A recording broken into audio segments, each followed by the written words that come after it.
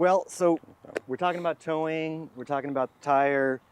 We got an E10 rated tire here, so that's more than enough for this truck. What is the max tow rating of this truck? You know off the top of your head? Yes, it's about 10.5, so Okay. 10,500 pounds. Okay.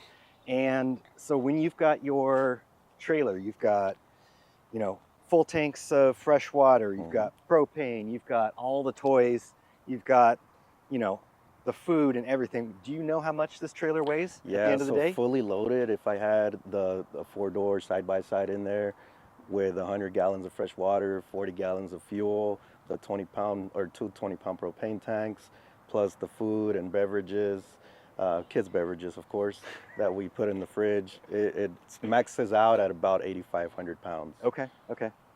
So then it's within the capability of this truck, but do you feel like the truck struggles at all? Before I did the airbags in the rear, it would sag a little bit more than it does now, even with the weight distribution hitch. I tried to mess with it as much as possible, but I could still see a little bit of a squat. So there was that concern that it wasn't balanced enough to allow me to have the true braking power that I would normally have in the front. Yeah. But then after having the airbags installed in the rear, it kind of levels it back up and kind of helps the weight distribution hitch a little bit as well. And now it's a more level, even feel. And it feels a lot more comfortable when riding that way, especially when towing. Yeah, so to further what Eusebio was talking about here, if your rear end is squatting, taking weight off the front end of your truck, and I don't know the exact percentage, but it's maybe 75% of the braking is done by the front. Yeah, If I had to guess, 60 to 75%. So when you take the weight off that front, and then you've got weight in the rear, like pushing you, it can make braking dangerous. So getting it level is critical. So you mentioned airbags in the back. You wanna maybe tell me about those?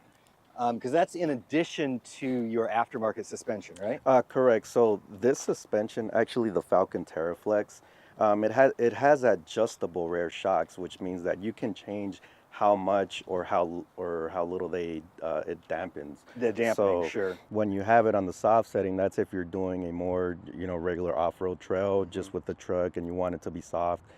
You might not want that excessive stiffness in the bag that's going to cause an uncomfortable off-road experience. But let's not confuse damping with spring rate. You can't fix spring rate with damping. Correct. No matter how much you crank it up, it doesn't fix the spring rate. So that's where the airbags come in. Yeah.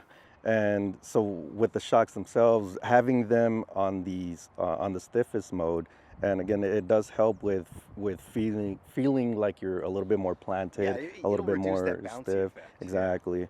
But it wasn't enough. Driving it, and you can tell that it was still a little bit too unsteady. For my liking. And like I said, it just, I wanted to make it as safe as possible when towing, such amount of weight for such a small truck. Ideally everyone would just run a 2,500 or a 1-ton truck, but that's not always the case. So you kind of make up for it, right? At the same Correct. Time, right? Exactly. So you drive it daily, so which is where a 1,500 is nice. And if you just set it up right, you can still do what you want to do. I mean, you're not pulling horses. You don't have a gooseneck. You're well within your max towing. Yeah. So why not? But so without saying the F word, what brand of airbags are these? You know what I'm talking about when I say F word? Firestone. No, these are actually Rough Country. Okay, Rough Country airbags. These are Rough Country airbags. Actually, the running boards themselves are also Rough Country. Okay. Because the stock running boards are plastic, and when you're off-roading, you land on a rock, that's gonna bend. Oh, so yeah, for sure. The running boards are Rough Country. Those airbags are Rough Country airbags as well. They're rated for 5,000 pounds each, which is, obviously you're not gonna put that much weight on there, but like I said, that's where, instead of having all that tongue weight coming straight onto the axle and coming straight onto those coil springs, the airbags are obviously taking up the bulk of that now. So is this an auto leveling system, or do you manually fill your bags? No, I have to manually fill the bags. Yeah, you can add an onboard air compressor and do those extra upgrades, I've looked at it too, but it's like you don't really need, once you've got it set, you don't really need to adjust it on the fly, from what I found. So yeah, just, set it up, air it up, and usually just good to go. Yep.